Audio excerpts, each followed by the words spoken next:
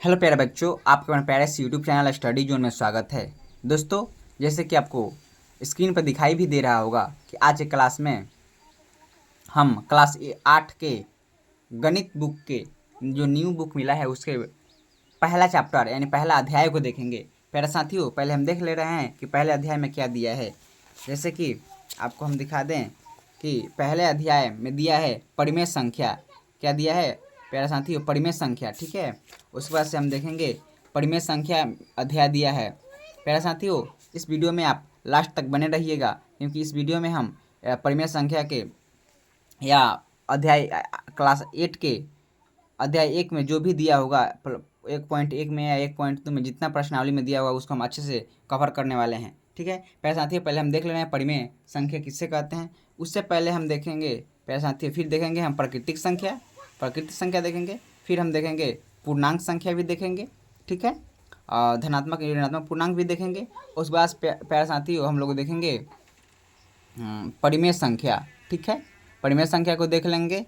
उसके बाद से हम 1.1 प्रश्नावली को स्टार्ट करेंगे। प्यारे साथियों, आप वीडियो में लास्ट तक बने रहिएगा। दोस्तों, पहले हम आपको बता दें कि हम ये सब को देखने वाले हैं। ठीक है, जैसे कि संख्या रेखा किससे कहते हैं यानी नंबर लाइन किससे कहते हैं, प्रकृत संख्या क्या है, पूर्ण संख्या क्या है, और परिमेय संख्या क्या है, और अपरिमेय संख्या क्या है। प्यारे साथियों, अगर इसको आप देख लीजिएगा उसके बाद से आपको क्लास 8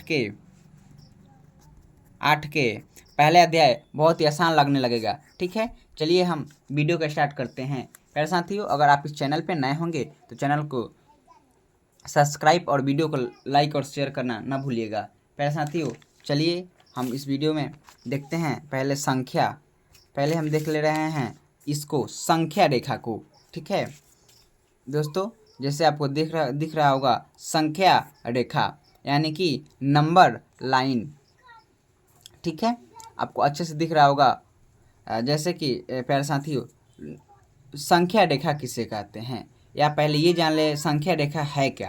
प्यारे साथियों, संख्या रेखा पर हम वास्तविक संख्या को दर्शाते हैं। जैसे कि अगर संख्या रेखा के दाएं तरफ की बात करें तो हम बोलेंगे जब जीरो से दाएं की तरफ बढ़ेंगे तो हमको धनात्मक संख्या प्राप्त होगी। अगर हम जीरो से बाएं की तरफ बढ़ेंगे तो हमको ऋणात्मक संख्या प्राप्त होगी। ठीक है प्यारे साथियों, ठीक है। और हम देख ले रहे हैं अभी प्राकृत संख्या। प्यारे साथियों, हम प्राकृत संख्या की भी बात किए हैं तो हम इसको भी देखेंगे।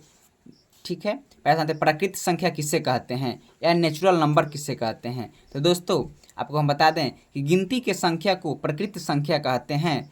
यह एक से शुरू होती है तथा अनंत पे ख़त्म होती है। यानी कि दोस्तों, गिनती की जो संख्या होती है 1 2 3 4 5 6 7 8 9 10, उसको हम क्या कहते हैं? प्राकृत संख्या कहते हैं। प्राकृत संख्या को n से सूचित किया जाता है। ठीक है, और जैसे कि N4 होता है नेचुरल नंबर। क्या होता है? नेचुरल नंबर होता है प्यारे साथियों। जैसे मैं एग्जाम्पल के तरह दर्शाया गया है कि n का मतलब होता है 1 2 3 4 5 6 7 8 9 10, यानी कि अनंत तक दर्शाया दिया गया है। फिर से आपको बता दें, प्राकृत संख्या को हम इंग्लिश में नेचुरल नंबर बोलते हैं। ठीक है, गिनती की संख्या को प्राकृत संख्या कहते हैं। ये प्राकृत संख्या 1 से स्टार्ट होती है यानी 1 से शुरू होती है और अनंत पे जाके ख़त्म होती है। आपको संख्या रेखा भी दर्शा दे, यानी कि प्यारे साथियों, आपको ये भी मालूम चल गया होगा कि हम प्राकृतिक संख्या जब बात कर रहे हैं तो 1 से शुरू करेंगे धनात्मक की तरफ, ऋणात्मक की तरफ नहीं और जीरो भी नहीं। 1 से शुरू करेंगे और इधर अनंत तक जाएंगे, तब हमको क्या प्राप्त होगा? प्राकृतिक संख्या प्राप्त होगा। ठीक है, चलिए हम इसको भी देख ले रहे हैं प्यारे साथी, पूर्ण संख्या को भी देख ले रहे हैं। तो दोस्तों, आपको स्क्रीन पर दिख रहा होगा पूर्ण संख्या को। जैसे पूर्ण संख्या को इधर दर्शाया गया है।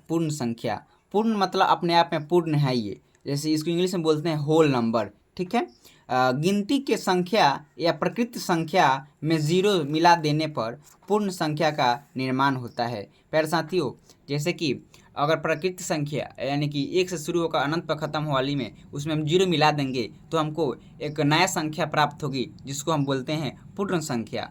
पूर्ण संख्या को W से सूचित करते हैं, यानी कि W के मतलब हुआ होल नंबर होता है। ठीक है, जैसे मैं W जीरो शुरू होकर 1 2 3 4 5 6 7 8 9 10 अनंत तक खत्म होता है। ऐसे नहीं कि हम ये भी जान लगे कि पूर्ण संख्या 0 से शुरू होती है और अनंत पर खत्म होती है, और पूर्ण संख्या को W से सूचित करते हैं। प्यारे साथियों, हमको उम्मीद है कि आप समझ गए होंगे। ठीक है, अब हम बात कर ले रहे हैं पूर्णांक संख्या को। पूर्णांक संख्या किसे कहते हैं? ठीक है दोस्तों, आपको स्क्रीन पर दिख रहा होगा कि पूर्णांक संख्या किसे कहते हैं। पूर्णांक संख्या को हम जेड से सूचित करते हैं, यानी पूर्णांक को हम जेड से सूचित करते हैं। इसको हम परिभाषित भी कर दे रहे हैं प्यारे साथियों। धनात्मक संख्या तथा ऋणात्मक संख्या एवं शून्य के समूह को हम क्या कहेंगे? पूर्णांक संख्या कहेंगे।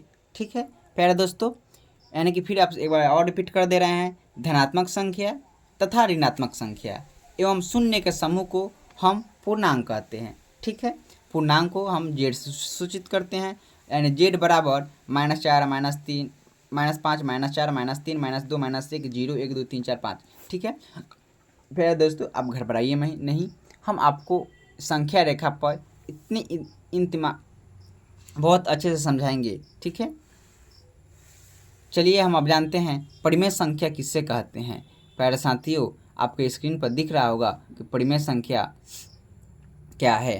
प्यारे साथियों, परिमेय संख्या यानी कि रेशनल नंबर। ठीक है, इसको इंग्लिश में बोलते हैं रेशनल नंबर। ऐसी संख्या जिसे P/Q के रूप में लिखा जा सकता है तथा जिसमें P और Q दोनों पूर्णांक हो, यानी कि P जो हो वो भी पूर्णांक होना चाहिए, Q दोनों पूर्णांक होना चाहिए तथा Q बराबर नहीं हो 0 के, यानी कि Q यानी कि कभी बराबर नहीं होना चाहिए किसके?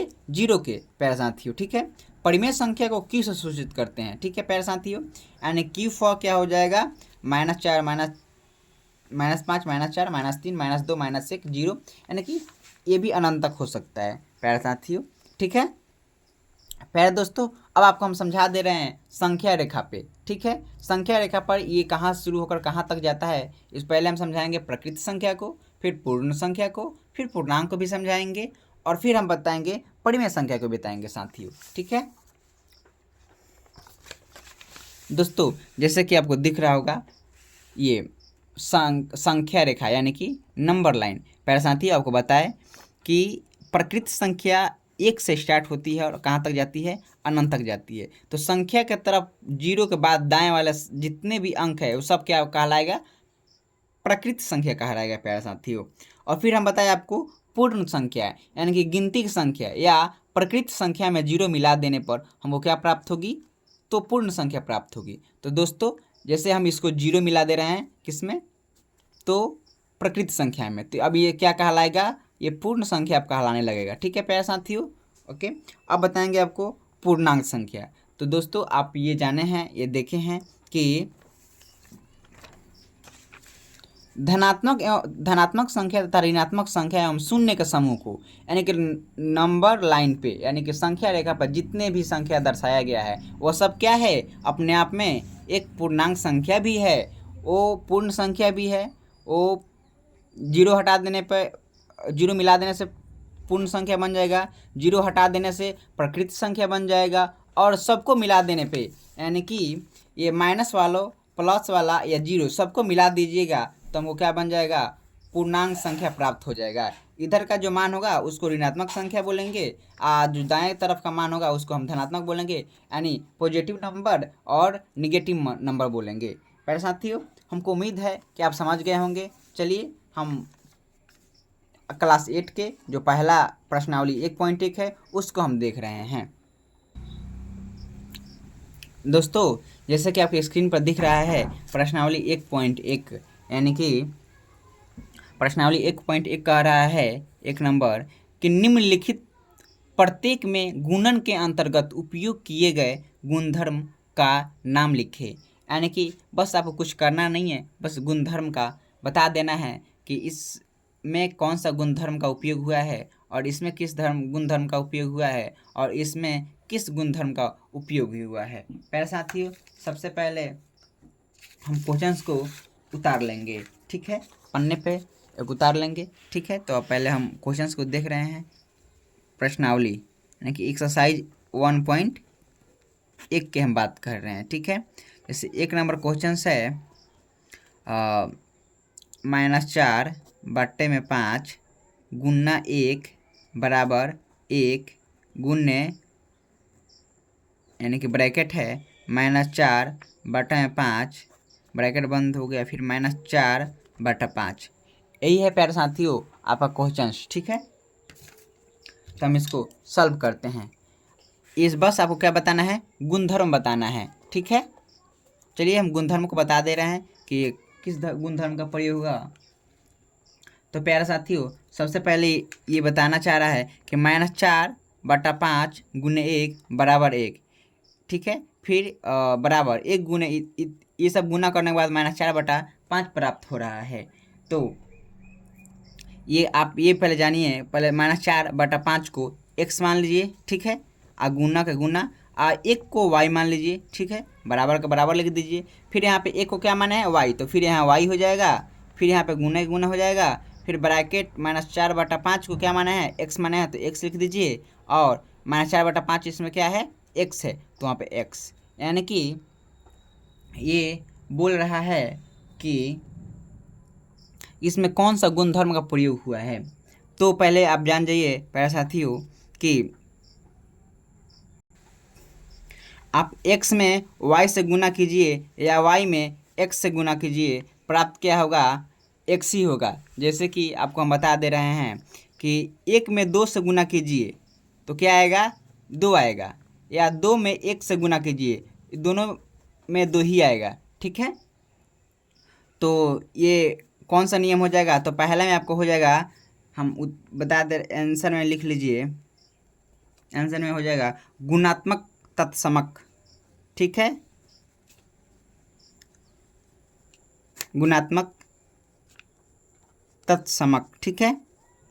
ये कौन सा गुणधर्म का उपयोग हुआ है, पहला नंबर को प्रश्नावली 1.1 के पहला नंबर में इसमें गुणात्मक तत्समक का प्रयोग हुआ है, ठीक है। क्योंकि इसमें गुना है, ठीक है, और इसमें भी गुना है, ओके। चलिए हम 2 नंबर प्रश्न को देख ले रहे हैं। पहले साथियों 2 नंबर प्रश्न है आपका कि -13 बटा 17 गुने -2 बटा 7 बराबर -2 बटा 7 गुने -13 बटा 17, ठीक है। चलिए 2 नंबर आपका प्रश्न है प्यारे साथियों कि -13 बटा 17 गुने ब्रैकेट -2 बटा 7 बराबर है -2 बटा 7 गुने -13 बटा 17 के, ठीक है। यही क्वेश्चन है आपका। तो प्यारे साथियों इसको हम दूसरे तरीक़ा से बनाएंगे। जैसे -13 बटा 17 को आप a मान लीजिए, ठीक है, और इसको b मान लीजिए, ओके। फिर -2 बटा 7 अब क्या माने हैं, b माने हैं, इसमें इसको क्या माने हैं, a माने हैं, ठीक है। तो प्यारे साथियों इसका आंसर हो जाएगा गुना का कर्ण विनिमय नियम, ठीक है। गुना का कर्ण विनिमय या कर्ण विनिमयता नियम, ठीक है, ये भी लिख सकते हैं। कर्ण विनिमयता नियम का उपयोग हुआ है, क्योंकि आप ये देख लीजिए, 1 में 2 से गुना कीजिएगा तो 2 ही आएगा, और 2 में 1 से गुना कीजिएगा तो 2 ही आएगा प्यारे साथियों, इसमें बदलने वाला कोई नहीं है। क्योंकि कर्म का मतलब कर्म के साथ गुना हुआ है, ठीक है, और गुना का गुना ये है तो इसे गुना भी हो जाएगा, ठीक है। तो आप दूसरे नंबर में लिख लीजिएगा गुना का कर्ण विनिमयता नियम। आपको एक और बता रहे हैं प्यारे साथियों कि अगर यहाँ प्लस रहता तो अब क्या हो सकता था, क्योंकि ये हो जाता आंसर इसका हो जाता योग का, यानी कि जोड़ को योग बोलते हैं, योग का कर्ण विनिमयता नियम, ठीक है, विनिमयता का नियम हो सकता था, ठीक है। अगर यहाँ पे जोड़ रहता तो अब उदाहरण के तौर पर आपको बता दें, क्योंकि 1 + 2 = 3 और 2 + 1 = 3 होगा, ठीक है। अगर यहाँ पे जोड़ रहता तो क्या हो जाता प्यारे साथियों, योग का कर्ण विनिमय नियम कहलाता है, ठीक है। चलिए हम 3 नंबर प्रश्न को भी हल करते हैं, ठीक है। आपका 3 नंबर प्रश्न है -19 बटा 29 गुने 29 बटा -19 बराबर 1, यानी कि -19 बटा 29 गुने 29/-19 बराबर 1, यानी कि इसको गुना करने पर क्या प्राप्त होगा, पहले आपको हम बता दें। ये पहले दोनों को काट दे दीजिए, -19 से -19 कट जाएगा, 29 से 29 कट जाएगा, बराबर में 1 ही आ ही जाएगा। ठीक है, इसका 1 आ जाएगा। तो इसका सही आंसर हो जाएगा गुणात्मक प्रतिलोम। क्या हो जाएगा? गुणात्मक प्रतिलोम। गुणात्मक प्रतिलोम आपको एक उदाहरण के साथ बता रहे हैं प्यारे साथियों। और यहाँ 5 लिख दीजिए और नीचे 4, तो इसका बता दीजिए कि गुणात्मक प्रतिलोम क्या होगा। अगर पूछ दे कि मैंने 5/4 के गुणात्मक प्रतिलोम क्या होगा, तो अब तुरंत उत्तर दीजिएगा कि 5/4 के गुणात्मक प्रतिलोम होगा 4/5। ऐसे लिख कर बता सकते हैं कि उसका गुणात्मक प्रतिलोम क्या होगा, 4/5 हो जाएगा। ठीक है, आपको इसका परिभाषा भी बता दे रहे हैं गुणात्मक प्रतिलोम के प्यारे साथियों, कि अगर किसी संख्या में उसी संख्या से गुना करते हैं तो दोनों संख्या का गुणनफल 1 आ जाए तो वह गुणात्मक प्रतिलोम कहलाता है। तो -19/29 में गुना किया गया है उसी संख्या से, यानी कि ऊपर नीचे कर दिया गया है, तो क्या आएगा? गुणात्मक प्रतिलोम। इसको क्या बोलते हैं? अंश बोलते हैं प्यारे साथियों। इसको क्या बोलते हैं? हर बोलते हैं। ठीक है, ठीक है प्यारे साथियों। हम फिर से एक बार पहले वाले को बता दे रहे हैं कि ये आप देखे हैं कि अगर किसी संख्या में 1 से गुना करने पर पुनः वही संख्या प्राप्त हो, यानी कि आप 2 में 1 से गुना कीजिएगा 2 ही प्राप्त होगा। ठीक है, 3 में 1 से गुना कीजिएगा तो 3 ही प्राप्त होगा। ठीक है, तो पुनः वही संख्या प्राप्त हो, उससे हम क्या बोलेंगे? गुणात्मक तत्समक का नियम। ठीक है प्यारे साथियों, हमको उम्मीद है कि आपको बहुत अच्छे से समझ में आ गया होगा। ठीक है प्यारे साथियों, फिर साथियों 1.1 के दूसरा नंबर क्वेश्चन को हम लोग देखते हैं कि पहले क्वेश्चन को उतार दे ले रहे हैं। ठीक है, पहले 1/2 है गुने 6 गुने 4/3 को क्या करना है? 1/3 6 गुने 4/3। ठीक है, इसको पहले हम देखेंगे। पहले साथी ये बताइए, लिखा है कि बताइए कौन से गुणधर्म की सहायता से आप 1/3 गुने 6 गुने 4/3 को 1/3 गुने 6 गुने 4/3 के रूप में अभिकलन करते हैं। ठीक है, चलिए हम लोग मान लीजिए 1/2 को ए मान लीजिए। ठीक है, गुने के गुने 6 को मान लीजिए बी मान लीजिए गुने गुने, और 4/3 को सी मान लीजिए। ठीक है, और इसको मान लीजिए, फिर यहाँ माने हैं 1/3। इसमें देखिए सॉरी 1/2 नहीं 1/3 होगा प्यारा साथियों यहाँ पे। तो 1/3 को आप ए माने हैं तो इसको पहले ए कर लीजिए, फिर 6 को आप बी माने तो 4/3 को सी माने तो सी कर लीजिए। अगर आप ऐसे गुना कीजिएगा तो क्या आएगा? ये पहले इसमें इससे गुणा तो ए गुने बी हो जाएगा और ए गुने सी हो जाएगा। ठीक है, और फिर ये हो जाएगा ए गुने सी और गुने बी गुने सी हो जाएगा। ठीक है प्यारे साथियों, इस तो आप ये समझ लीजिए कि ये गुना है, तो ये गुना का सहचर्य नियम हो जाएगा। क्या हो जाएगा? गुना का सहचारिता नियम, सहचारिता का नियम हो जाएगा। ठीक है,